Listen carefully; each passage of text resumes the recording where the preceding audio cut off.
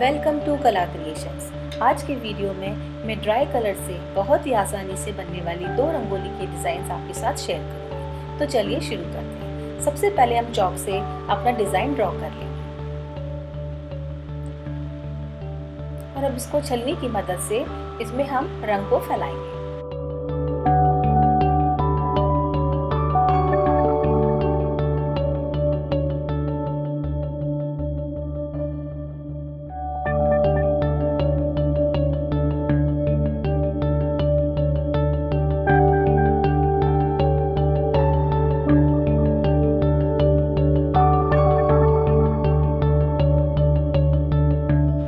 अब हम इसको मुट्ठी की मदद से हम इसमें ये इस तरह की डॉट्स नीचे डालेंगे, जो कि एक उठाव लिए हुए डॉट होगी। जब हम मुट्ठी से अब नीचे रंग डालेंगे तो हमको जो हमारी रंगोली है उससे हमारी मुट्ठी की ऊंचाई 1 से 1.5 इंच करीब होनी चाहिए। अगर हम ज़्यादा ऊंची मुट्ठी से रंग डालते हैं तो रंग फैलता है, और अगर हम नीचे ज़्यादा रंग ले जाते हैं तो ये हमारी रंगोली का डिज़ाइन खराब कर देगा।